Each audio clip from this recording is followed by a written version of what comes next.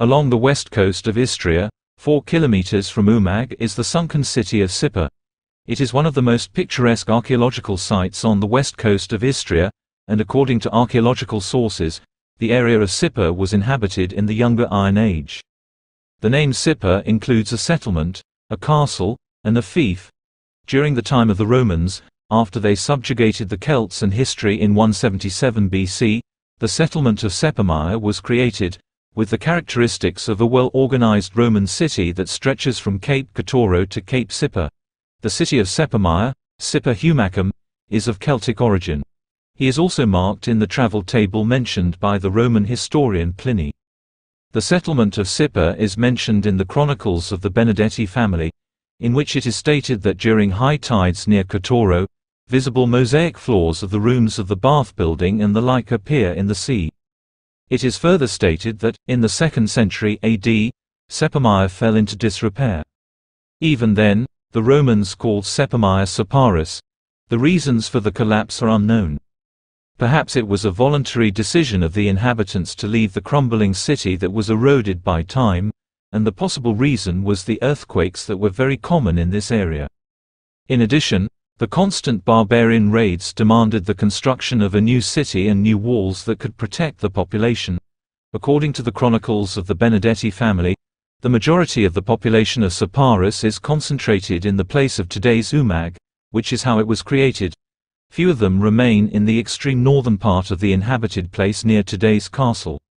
The few inhabitants who were left to live in the area of Sipar are again mentioned in the Venetian Chronicle, which lists which cities were destroyed by the Neretlian pirates under the leadership of the Croatian prince Domagoj. Thus, along with Rubenium today Rovinj, Ammonium today Novigrad, and Sipar are also mentioned. It is assumed that Sipar was destroyed around the year 876 in fierce battles between Neretlian pirates under the leadership of the Croatian prince Domagoj and the Venetians. Sipar was abandoned after the destruction, and life moved completely to nearby Umag. Castle Sipar was probably built around the year 1000, next to Siparis, which has already disappeared, when it allegedly served as a lighthouse for a time. At that time, the nearby Umag suffered several times from robbers, and it is not excluded that the castle was built by pirates who, when they conquered Siparis, lived there and prepared for their further campaigns from here. It was difficult to approach the castle due to its location, especially from the seaside. In 1333, the Bishop of Trieste, Parce di Vedano, gave the Sipari county as a fief to the famous Andrea Dandolo, a Venetian historian, later Doge, but since he had little executive power, he could not collect the revenues. Then the fief passed into the hands of the Bruti family from Koper in today's Slovenia. It was restored and flourished, and the feudal lords rebuilt the Sipar castle, and built a large agricultural estate in the area, known as Siparina. Soon Zuane Brati founded another farm and built a small church dedicated to Saint Mary Magdalene. The church was restored in 1780 by Croats who fled before the Ottomans, and they built their settlement around the church. This is how Zambratia was born, named after the founder of the property. In 1552, with the permission of the bishops of Trieste, the counts of Rota became the lords of Momjan. Rotas buys Sipar fiefdom from the Brati counts.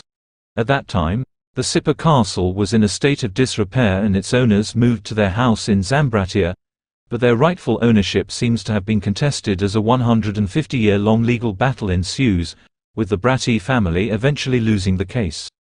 The Brati and Rota count families died out and the land of the Sipar fief passed into the hands of the peasants through sales contracts.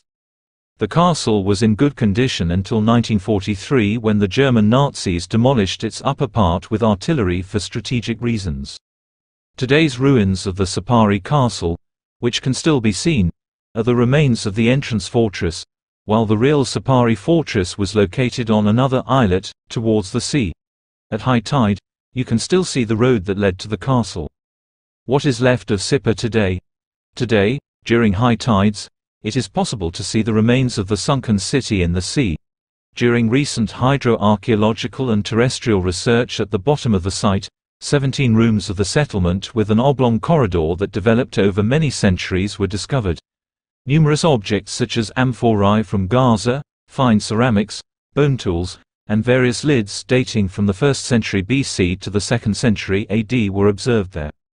The pentagonal tower, which probably dates from the 5th century, was also cleared. The 200-meter-long ramparts that protected the city from the land side, a large economic warehouse with support pylons, a furnace for metal processing, a stone with grooves for pressing olives from the 3rd or 4th century, and about 5,000 samples of objects were discovered. And a little story at the end. Many legends are associated with Sipar, and one of them is the one about the beautiful Rosamunde from Sipar. In the Middle Ages, the city of Sipar was large and powerful, the master of the entire region, and its owners were the richest in Istria.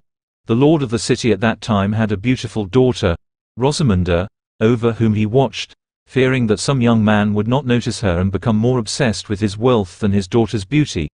On one of her walks under the ramparts, Rosamund met a poor but stout and wise shepherd. Sincere love flared up between them, and they did not look back at the fact that she was from a noble, wealthy family and he was a poor shepherd.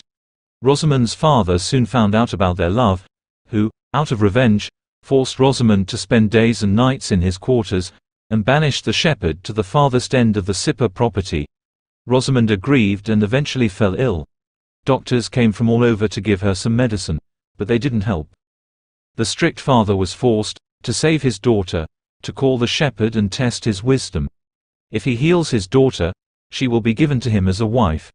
At his command, the shepherd had to find 2 stones of the same color in the mosaic. To the great amazement of the courtiers present, the shepherd quickly found as many as 4 stones of the same color.